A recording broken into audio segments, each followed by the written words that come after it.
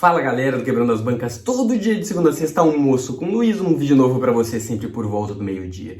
E hoje eu vou trazer aqui duas questões, tá? São só duas, mas são duas muito importantes e que elas vão demandar um pouquinho mais de tempo aqui analisando, tá? E é uma questão muito doida, cara, cobrada pelo Sebrasp, né? Ou seja, é um tipo de pegadinha que pode aparecer na prova da PRF, então vale a pena você ficar aqui até o final desse vídeo para entender esses tópicos aí e não errar na prova. Fora isso, né, antes eu quero dar uma breve palavra aqui com vocês, que alguns alunos eles estão tendo a seguinte dificuldade.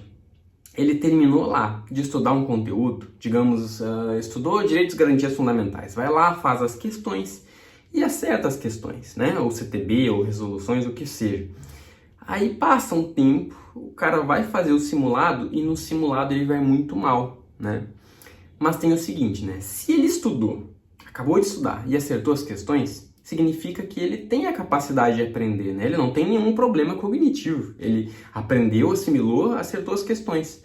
O problema é a fixação desse conhecimento na memória depois de um certo tempo. Então, qual pode ser o problema da pessoa que aprende, mas aí passa o tempo, vai fazer o simulado e vai mal?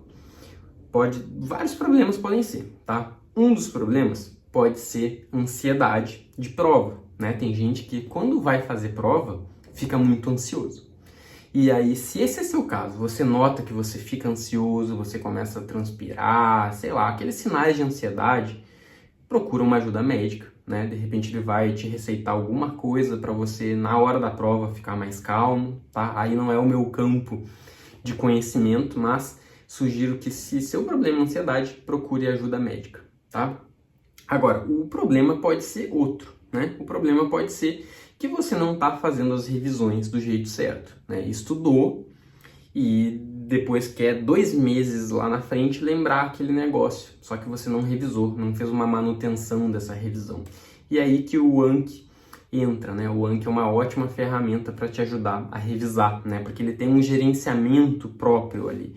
Então, não precisa você ficar gerenciando quando vai revisar aquele conteúdo. O Anki vai fazer isso para você. Tá bom? Então, dada essa breve palavra, eu queria dizer que esse pode ser o seu problema, né? Quem está indo mal no simulado aí, né, estudou, aprendeu, mas foi mal no simulado. Esse pode ser o problema. Agora, vamos às questões. Eu vou colocar um óculos aqui, né, para o pessoal não estar acostumado a me ver de óculos, nem eu tô acostumado, na verdade, porque, cara, andei forçando muito a vista aí nos últimos tempos, então quando eu for ler, eu tô usando óculos, porque meu olho chegava a ficar vermelho de tanto ler nos últimos dias, né? Então, tô usando óculos agora para leitura. Olha só, pessoal, essa questão aqui, ela caiu para perito da PF, tá? Eu não vou perder tempo lendo as partes que não importam, mas olha só aqui em amarelo, tá? José, de 22 anos, ou seja, maior de idade, ele se recusou a submeter-se ao teste de bafômetro, que é o teste de etilômetro. Mas o médico legista, que o examinou, comprovou a alteração da capacidade psicomotora em razão do consumo de substância psicoativa que determina dependência. Ou seja, pode ter sido álcool, pode ter sido maconha, cocaína, o que seja, tá? José também pagou fiança. Agora, a parte que importa.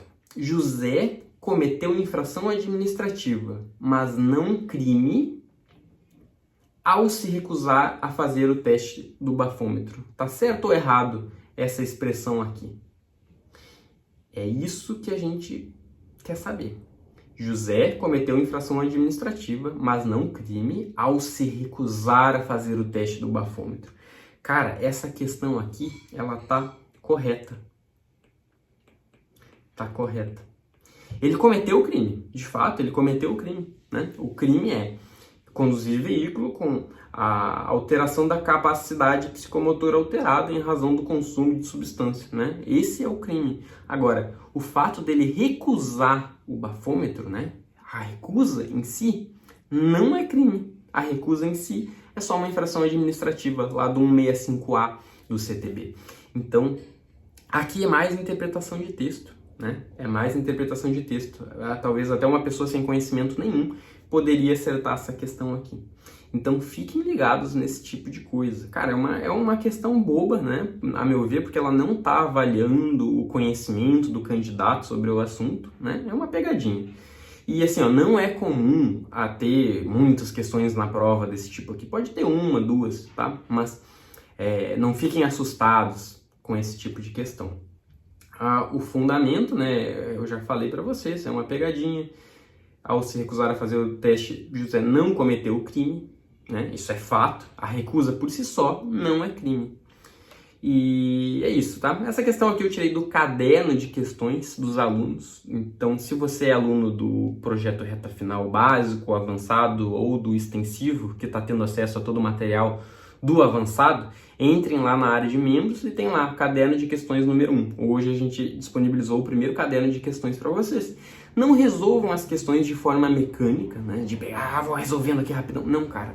Estudem as questões, estudem os comentários das questões. Cada questão foi escolhida por um motivo, tá? Então, estudem cada uma das questões ali. Não é perder tempo ali nas questões, estudando elas, entendendo por que está certa, por que está errada, não é perda de tempo, né? É investimento na sua aprovação.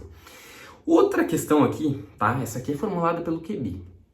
Situação: Rita, maior e capaz, na condução de veículo motor em rodovia federal, participou de disputa, racha com seu ex-marido, acabando por matar ciclista que transitava pelo acostamento, tendo visualizado, né? Ela enxergou que ele estava lá e matou o cara. Assertiva: considerando que Rita assumiu o risco de matar o ciclista, ou seja, a questão está dizendo, ela assumiu o risco, né? Considere isso, que ela assumiu o risco de matar o ciclista. Em relação especificamente à morte, Rita não responderá por crime de trânsito. Tá certo ou errado isso daqui?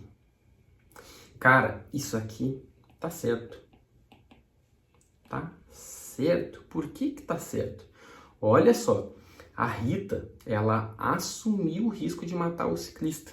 Quando assume o risco, não é homicídio culposo. Aqui a gente entra no homicídio doloso, né? É dolo eventual isso.